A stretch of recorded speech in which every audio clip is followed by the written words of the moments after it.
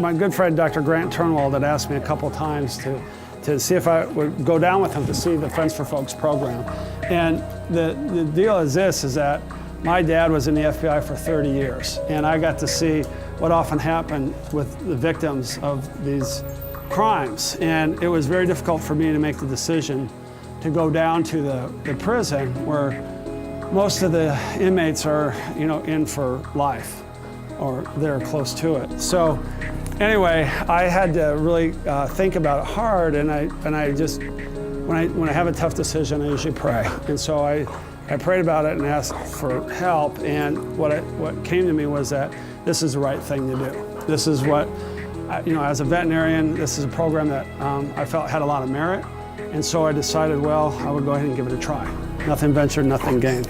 And so I went ahead and went down with Dr. Turnwald, and he and I toured the whole place with the warden, and I fell in love with the program. As soon as I saw it, I fell in love with it. And Fergie here, she's an actual graduate from the program. She was from Second Chance, and then she was taken in by the inmates, and they trained her, and she became one of our pets a number of years ago, and she's been a great friend and great pet. So that's kind of the story of how I got started with it. It was a very difficult decision, though, and it was one that I did not make quickly, that's for sure. But once I saw the program, I absolutely fell in love with it, and it's become very dear to my heart.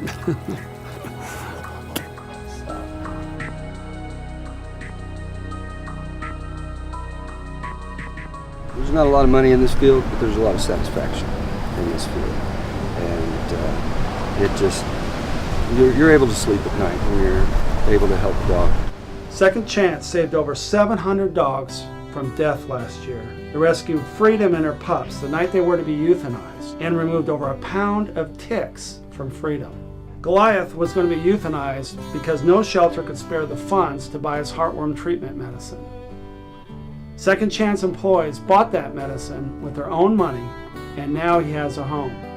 I'm proudest of the fact that we continue to work as hard as we can to save as many dogs as we can, to be sure that they find new wonderful homes, and in any way we can collaborate with all of the shelters and rescues in this area, because we're all in this together. And if we collectively work together, we can end the euthanization of beautiful dogs and cats every year who simply have no home to go to. That's everybody's goal that works in rescue. He was labeled as aggressive, and the fear was that he was a biter. So he went from what might be labeled as aggressive to licking my throat with me having no fear of that. I know. When I get to come in every day and look at these faces, and they know I care, this is what keeps me going. These little guys like this. And we do have rough days. We have great days as well, but when we do, this is our medicine. Just keeps us going, those kisses. When we rescue an animal from a shelter, we sometimes get one that is so traumatized, they need a lot of tender, loving care. An organization and a program like Lee's at Lexington Prison Friends for Folks, we can take a dog to them. That dog now lives with one person 24/7, begins to learn to trust, begins to basic obedience, then becomes an adoptable dog, not a problem dog. The winners for all of this is the family who adopts the dog. For us, we provided training free of charge because they don't charge us. They fed our dog, they took care of our dog, and now we get to adopt the dog, and then we get to take another one out there. Everybody wins. I mean, there's no way to describe that feeling. You're in one of the best fields in the world against the best dogs in the world, and you win. It just doesn't get much better than that. I love dogs. To be honest with you, I could never see myself in this life without a dog. We're seeing a lot more no-kill shelters, and I just think organizations such as Second Chance and other no-kill shelters is going to be the wave of the future, because people are seeing that, you don't need to go out and buy a pedigree dog. You can rescue a dog that's going to be just as good a friend. I still can't get over it. I'll be bringing a dog in here. I'll be bringing 2 or 3 Second Chance dogs in. Our dogs from other rescue organizations, and the offenders will meet me up front with the dogs, and the dogs will be pulling me, and I give them to the guys up front. We take these dogs in, they're just jerking us down here, and then And then 2-3 weeks later, these dogs are walking around this track obediently, doing some of this agility equipment. It just still blows my mind that it's the same dog. It's just incredible. And I just get a big old kick out of that. And then when they find a good home, I even get a bigger kick out of that. The positive changes are definitely with the guys in the program. It gives them a responsibility, taking care of something, loving something, because there's not much love in a place like a prison. It gives them something that they can show unconditional love for, and the dog shows unconditional love to them. It gives dogs a second chance. You know, a lot of the ones that come from rescue organizations and stuff, some are on death row. Like this one here is from the pound. She got adopted from the pound, and the lady that had her couldn't handle her. So if she ever gets caught out on the streets again by the pound, they'll put her down. So this program, you know, it saves dogs' lives, which is very, very important. As far as I'm concerned, or the guys in the program, it helps us because, you know, we did a lot of wrong when we was out on the streets. A lot of wrong, we took a lot, we just roguish individuals, a lot of us were. This gives us a chance to give back. And like I said, seeing joy to some of the people that we train the dogs when they come in and see their dog, they sit, you know, let them pet instead of tackling them. The joy that brings, that really helps me, and I know it helps the others too. So it gives us a lot of joy knowing that we're able to give back positive now. You know, some of us, we made our mistakes and have changed, and it helps us get through day to day. It really does. We've both been in this program going on 6 years, right around 6 years, and it feels empty without the dog. You know, we've become accustomed to sharing the cell with between 2 and 3 dogs at a time, and so they're just it's regular to have them for us. Up, lazy. Over here, come here. Sit. Shake. Hey, high five. Come here. I didn't say go say hi. Over here. Sit. Lay down. Up.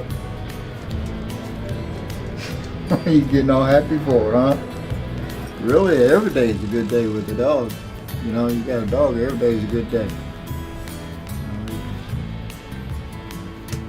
It just helps you relieve a lot of stress, get away from all the madness. You get just as much love back as you put into it. A lot of times more. This was a rescue dog. We have this dog until they find an owner. It used to get hunted by foxes and wild animals. It's got like some bumps on him from where it got bit. Missing some ribs. Yeah, it's missing ribs. Yeah, she's been tore up. She's been through a lot. But she'll make somebody a really good home whenever somebody decides to adopt her. That's what we're hoping happens. She gets adopted. It's okay. It's okay. It's okay. It's okay. She's a tiny terrier. Okay. It's okay. It's okay.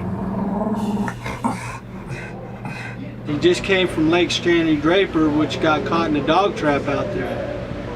So Dogs for Family brought him in for us to work with. Go to bed is a real good one. Go to bed. Because a lot of people, especially if they have an indoor dog, if they're doing something like, say they're cooking in the kitchen or they're trying to do something, they don't want the dog underfoot. So go to bed is one of the best things I feel that you could teach a dog, and that's perfect in here. He's had as many as probably like 2 or 3 dogs in the bed with him at one time, where he's been crunched up and all the dogs was over the bed. They take over. Yeah.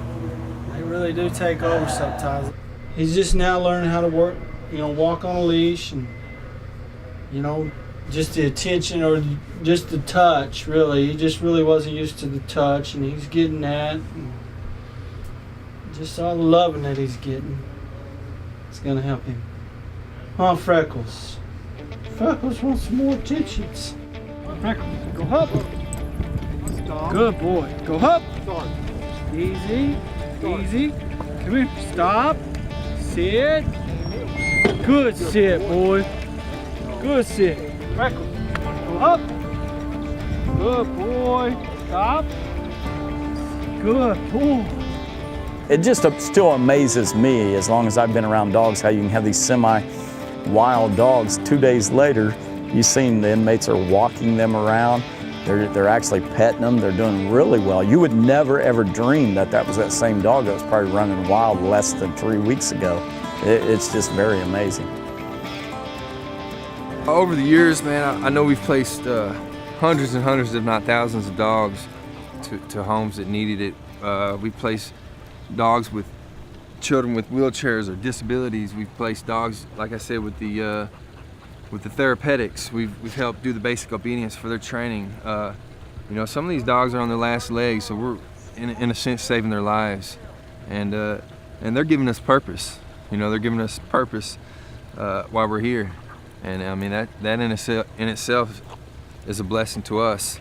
Man, this program is really just about I mean, to me, it's giving back. I've taken so much in my lifetime from the community and from my loved ones, and you know, I know my family, they're proud of me for giving back, and they enjoy that I'm in this program. As a matter of fact, I actually got to train my uncle's dog, who they were going to end up getting rid of. She had bit my cousin in the face and in the neck and got him real bad, and if it weren't for him saying it wasn't the dog's fault, they would have killed her. And they sent her out here, and I ended up training that dog, and they've never had a problem since, and it actually worked out real good for her. She's no longer aggressive towards people or dogs, and it's just been a blessing to their family. And I mean, that right there, to be able to get back to my own family within this program was a huge blessing. He helps me with patience. He helps me to see that the reason that an animal acts the way that it does is because of its environment that it came from. The reason that this dog doesn't walk well yet on a leash is because it was never taken out of a cage and walked on a leash. The reason it won't come to you when you call it is because no one ever called it to come to it. It was just in a cage and used for breeding purposes and just making money. It showed me that regardless of background though, regardless of where you come from, you can rise. You can become very good at something.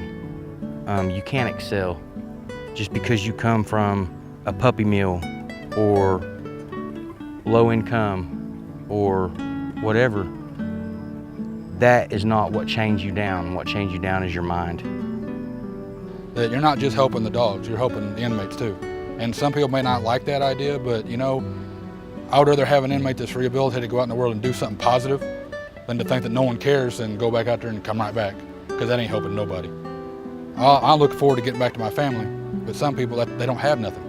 But if they can do something like this, then go out in the world and say, you know what, I did something positive in there, I can do something positive out there too. If I can do it here, I can do it there. First of all, of course, before being accepted for this program, they've got to have, you know, promising behavior for the good. And so when they are able to pass that hurdle, then they can come here, and now they put themselves into something that is beyond themselves, outside themselves, to care for the dog. And they invest themselves in the dog, and they get a return on their investment from the dog. The dog takes affection from them and returns the affection to them. So they have something going with a relationship, a two-way street here of affection and love and caring for one another. And I think that in itself will sometimes take the hardened heart and soften it. You have people who don't have skills. You have people who potentially have, because they've been incarcerated maybe for a property crime or a drug crime, and they know that culture, the likelihood that they will re-enter it is very, very high, statistically extremely high. This isn't my opinion, it's a statistical fact. So they will become a recidivist. They will reoffend and reoffend because it is a way of making a living. This program has given everyone a new lease on life because they develop a skill that can be marketable. If you come out of prison and you have a skill and you can earn a living wage and you can contribute to society economically, that gives you value as a human being. but it also makes you part of the larger community. In order to train the pets, you had to be extremely patient, because a lot of these animals come from very tough backgrounds, much like the inmates. They've been abandoned, they've been abused, and so they're not very attentive a lot of times. And so for the inmate to work with the pet and to be able to teach the pet to do these commands and stuff, they have to be patient. And they have to, and the inmate also has to become teachable themselves, just like the pet. And then there has to be cooperation with the other pets. So it's a process. It doesn't happen all at once, but it's a process that goes on, and it's a transforming process. As far as anything about Star, I just know he was very proud of getting that award for her. Daddy was just very proud because I think this program really changed him, and to me, don't get me wrong, he was certainly always a good daddy, but it changed his thought processes about how you do things and how you live life, and so that in essence it ended up changing him, and he came out, he was a better daddy, you know, he was a better person. Sit.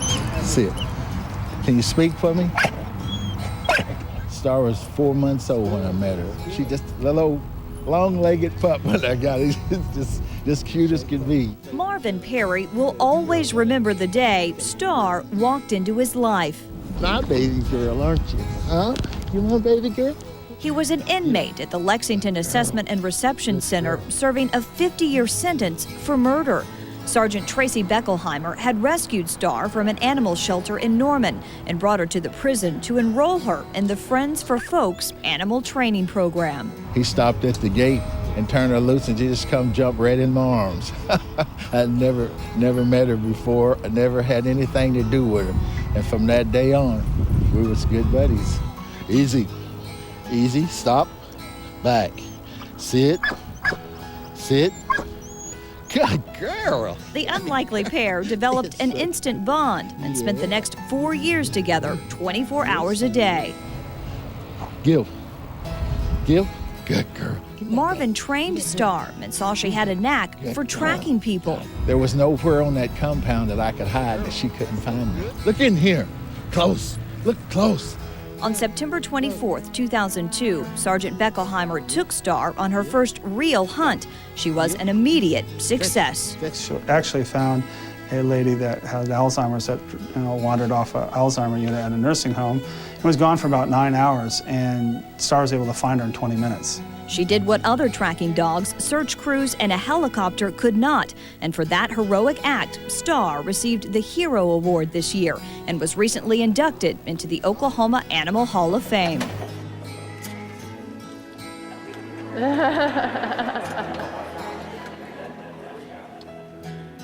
Marvin, on behalf of the Oklahoma Veterinary Medical Association, I'd like to give you this plaque and award for Star for all the work she's done and all the work you've done. Congratulations. Marvin says meeting Star was a turning point in his life, and even though they've been separated for the past year since he was transferred to the Oklahoma City Community Correctional Center, he says she's still his inspiration. Well, it leaves me with no excuses when I get out. It leaves me with no excuse. There's no reason why I should ever come back and be incarcerated again. My life has changed completely. I love you, Star. You changed my life. And had it not been for the change, my father would not have been out of the penitentiary. He would still be here with a life and 50-year sentence. Even though the 50 years had gotten taken off, eventually he would have never come out of here, And so if it only changed that one person to save that one life, to me it's still worthy of being sponsored and keeping the program, because without him, I wouldn't have my dad. Marvin said the hardest one was the first one, when he had to give the first pet up. And I said after that he understood what it meant to give back, and he said it felt good. And so that's kind of the legacy of the program is to learning to give and to learning to love and have that kind of unconditional love.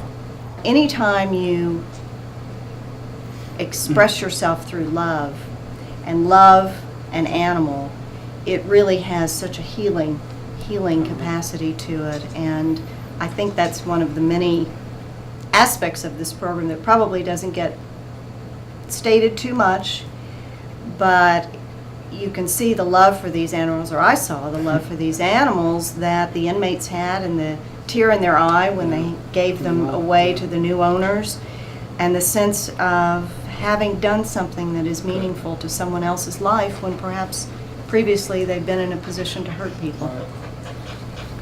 I had a greyhound, and full-blooded greyhound, stubborn, wanted to do his things his way, wanted to do things all his way, and we had our little arguments, but I won out. He trained real good.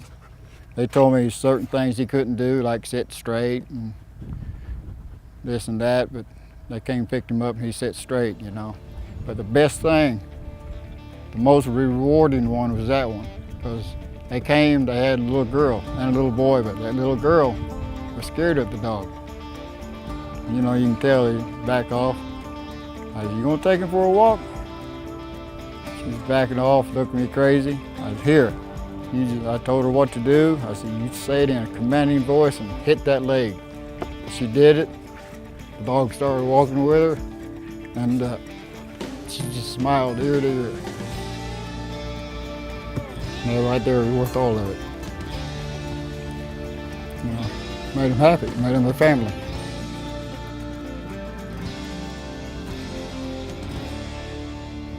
My husband and I had a wonderful marriage for 42 years, but we both, almost everything we did it together. So after he died, I really had nothing that was, my children were grown and gone, and so it's a very lonely life. And if you can find a companion dog, a dog that can share your life with you, it just changes everything. You know, it's absolutely a 360-degree change from what my life was before Harley got here. That's what he did when he looked up at me. Like when I said, "Harley, do you want to go home with me?" You looked right up at me, didn't you, Harley? And that's just what you did. You laid your head right on my chest. And all the other trainers, it was so funny because they just burst out laughing that Harley was such a beggar. They said, "Harley, you are such a beggar." So that's how I met Harley, and that's how Harley got to be mine. I cannot say enough about Mr. Miller, who trained Harley, because I could just tell that he loved this dog, and Harley's the type of dog that took a lot of patience and a lot of time, and Mr. Miller was just an amazing man to be able to turn Harley into what he is today. He's going to the Veterans Center there in Norman. He's going to be the resident dog. He's going to have a big area to play in. So he deserves it. He came from Second Chance there in Norman.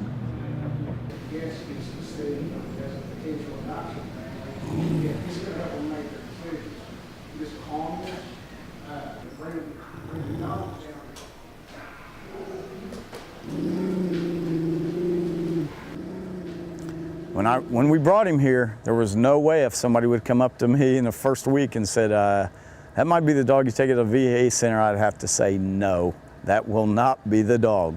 When Sarge first got here, he was a nibbler and a licker and highly energetic.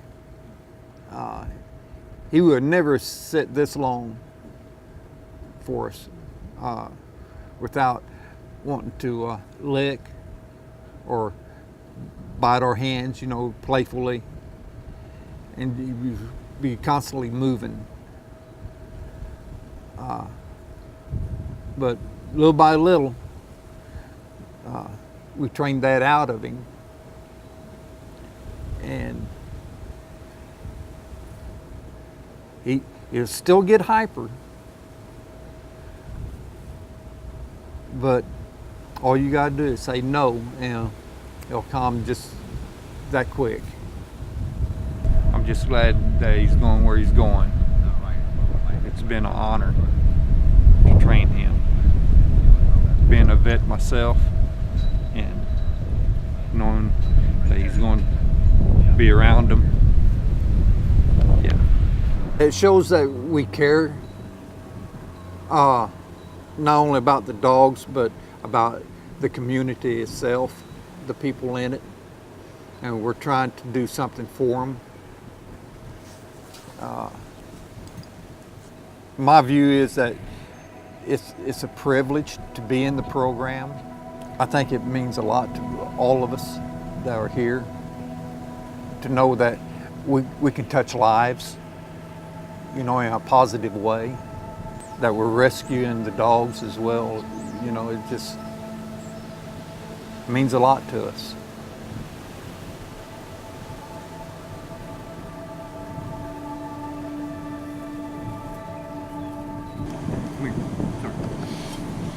Give me a kiss. Give me a kiss. Oh, that's a good boy. That's a good boy. Yeah. It'll be a new situation, but as soon as he catches on, he's going to be something else, and he's going to give those veterans out there a lot of joy.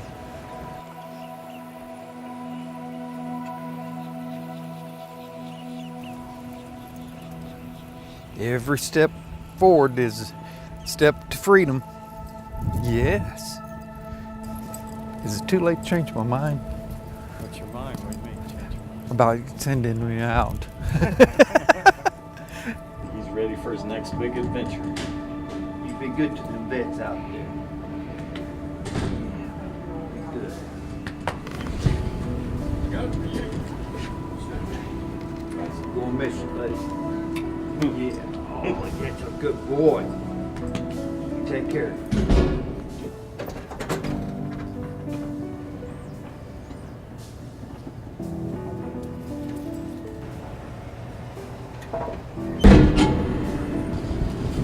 Don't miss that dog. Good time. Every dog we give up. And that's how I look at it. Give up. We got to remind ourselves that they're going to a better place. They're going to get a lot of loving and care, you know. So, in that sense, we're glad that they're leaving. But still, it's sad. Of the 18 dogs I've trained, he's number one on my list. Because I really like to keep him. He's touched me deeply. I didn't think he would. When he first came in, okay, this is just another dog to train. I'll do the best I can with him. But as the days went by, his personality grew on me.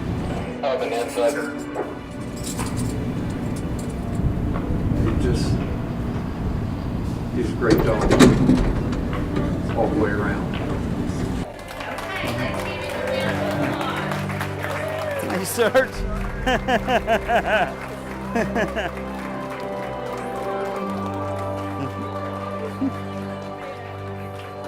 at this little guy. Isn't he precious? I bet you're going to be like a bit loaded. So this is our new friend Sarge.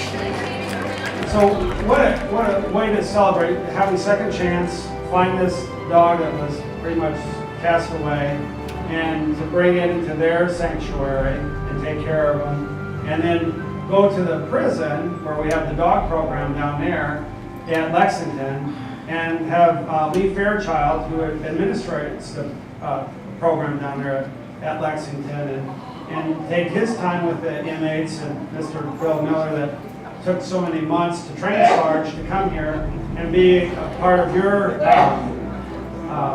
place. And it's such a, I mean, it's almost surreal as to how all this comes together for us here today. I must spoil you. That's right. I mean, here's a dog that's going to live a wonderful life that at one point had no hope. He was scheduled to be euthanized. There's no words to describe what we do when we give a second chance to a dog or cat, and that's what we do. All them little scratches and bites along the way, training animals, this brings it all full circle right here.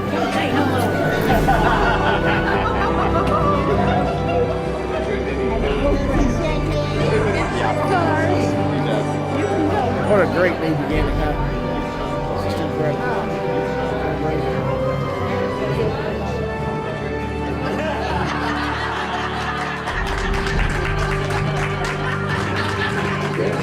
Good boy, good boy, Sarge, good boy.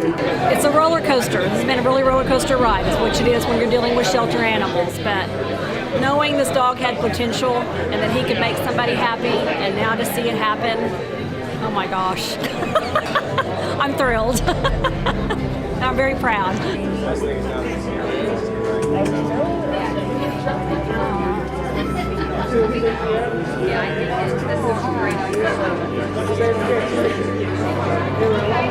Not spoiled, is he? He will be. I think he will be.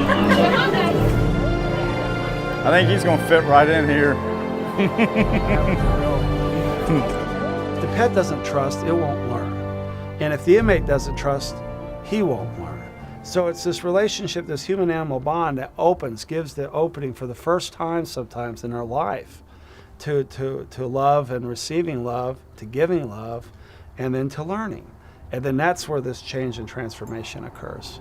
It's a beautiful thing. Without it, this program would not exist. It is the core, the essence of this program is that. And that's what Sister Pauline Quinn, the one that started, that's what she said too.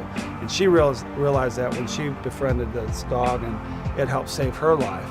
And by seeing that and feeling that, she knew this relationship could help others. You know, it's what's driven me to become a veterinarian. You see quite the change. There's a guy in the program who's probably been in here about 6 months now, and he was pretty shy and withdrawn prior to entering the program, and now he's starting to get out, a lot more outgoing. He's taking his dog out along the unit and letting other guys pet his dog. He's starting to talk about his dog. He's on about his 4th dog now. He's starting to be a pretty good dog trainer. And so seeing him open up and being able to talk more, that's the kind of stuff when the guy gets out of prison that'll be beneficial to him. Because if he gets out and he's shy and withdrawn, it's going to be hard to get a job or any way to make a living. But if he gets more outgoing and being able to talk to people, he'll be able to do job interviews. That'll help him a lot. I just can't think of a program where men and animals are put together in such a way that it is so positive for both animal and trainer. It's just an exquisite program. And I think most all prisons should have those. And for me, in rescue, if I knew that we needed to save more dogs because we had prisons waiting for our dogs to be trained because there were children who had diabetes or were epileptic or whatever, everybody's winning. We're helping everybody. We're helping the homeless dog, we're helping the child who needs it, we're helping the prison, and ultimately we're helping all of us because we're all improving a quality of life for everybody on this earth. And I think that's what it's really about. I'd have to say, if you want better people out there in the world, give them a dog and see where they go. You know, teach them how to train a dog. Teach them how to, be loving and caring. To me, that's the main thing right there, is they have something to love, they have something to care for, and to me, that'd be a better community. I cannot see why prison systems wouldn't want to try this. It's, in my experience, certainly has shown a lot of promise. And that in itself is a statement that I didn't imagine I'd make about rehabilitation of criminals. And it's ironic for me, to have spent a lifetime in law enforcement and have you come up with a rehabilitation program that seems to have real, honest-to-God progress. And I can't imagine a more unusual circumstance than having, been brought to this rehabilitation program by a son that in all the years that we talked about this sort of thing, I gave you an impression that rehabilitation, in fact, did not work. So I'm just as amazed and happy to be part of this as I can be. I'm glad I'm alive to see it. It really is kind of like a miracle. I wasn't just down here a couple days ago. I've been down here 16 years working on this. Yeah. And that in itself speaks volumes for the power and the impact that this has in my life, my dad's life, the inmates here, and then the people receiving these pets. My goal and hope is, one, in the state of Oklahoma, which I love dearly, and that's why I'm here, and that's why I know Susan's, as active as she is in this state. But my goal is to hopefully get this in every correctional facility within this state, to some degree, whether it be, minimum or medium or even maximum, which is kind of what's at Lexington. And then, be able to help, maybe even at some point, be a self-sustaining program where there wouldn't be any financial burdens to the state. Then it becomes a healing rehabilitation program that's effective and has been proven to be effective. I mean, this is 22 years now at Lexington and has proven itself time and time again at how effective this is. And then hopefully it is across the country, but it'd be neat to see it as part of the veterinary profession across the country too. I think John's dream is an achievable dream. I think it is a practical dream, and I think it's one of those that, with John championing it and other people, and suddenly an awareness of the benefits, can happen. It takes commitment, and it takes a willingness to give it a try. There are no shortage of dogs. No, we true. have no shortage of inmates. That's we true. We just need people like John who can bring them together to create a situation where individuals come out with skills and dogs are trained to go to homes. And as population ages, those of us getting older here are going to need a nice companion. Right. I hope that the same light that my father seen here and believed in this place, I hope that each one of them catches a little glimpse of it, because if they do, they can be successful when they leave here. It's really, really amazing to come back here, because I remember coming behind these walls and just being scared to death, miserable, and horrified at having to be here. But today, it's the total opposite. I'm very proud of my father. I'm certainly didn't like the idea that he was incarcerated, but I certainly love the fact that what he gained here. And I hope if they gain just a little bitty piece, they'll do well. I wrote a letter to the governor and Governor Henry and asked if he would consider paroling Marvin. And so that letter went to the governor, and then the governor looked at Marvin's record from what he had done at the prison program and decided to go ahead and parole him.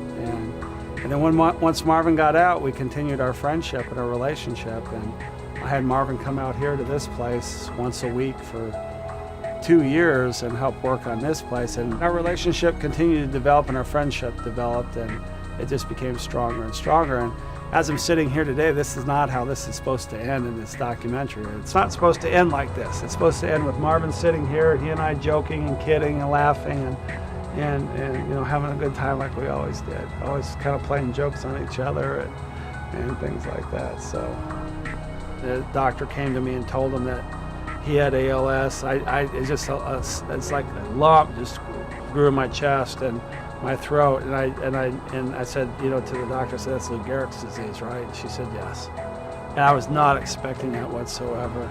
And then Marvin said, well, Doc, what's that mean? And so I started to explain it to him. I said, well, it's like the spark plugs on a motor. The wires to the spark plugs are coming off, and they're not going to be able to fire. And that's like your muscles and your nerves. That's why you're so weak now. And he said, I'm going to die, aren't I? And I said, yeah. And it was one of the hardest things that I've ever had to tell someone. It was extremely difficult. So, but I was honest with him. I knew I needed to be honest with him. So, and you know, I told him I loved him, and he said, "I love you too." And that's amazing to go. You think to go all the way from a prison, you know, program like that to something like that in a hospital bedroom at OU Medical Center to, you know, someone that was in, you know, for murder, to be able to say that. That's the power of the program, and that's, you know, what changed him, and it's helped change me and make me a better person. So it's amazing. Well, this is the fruit of all the work at the prison. This is what it's all about. When you can take an animal from a shelter, you know, that wasn't wanted, and now is trained by, you know, inmates that, you know, it's a way for them to give back, and it's a win-win-win situation. You know, the pet wins, the inmate wins, and now these children win here at Washington Elementary. And this dog will now be able to be used for service to help some of these children through difficult times. And that's what this is all about. Right here, right now with these kids and Miss Bowie and the counselor, and then having to come from a shelter where nobody wanted sunshine to an inmate that a lot of people had all forgotten about. Now all these children want to be part of this dog's life. And it doesn't get any better than that. This is what it's all about, right here, right now. This is the fruit of all that work and labor. And to have something come from so dark to something like sunshine, right? That's couldn't be any better. You know, the name, to the situation, to the setting here today, and now the years, hopefully, God willing, that sunshine will be able to help others.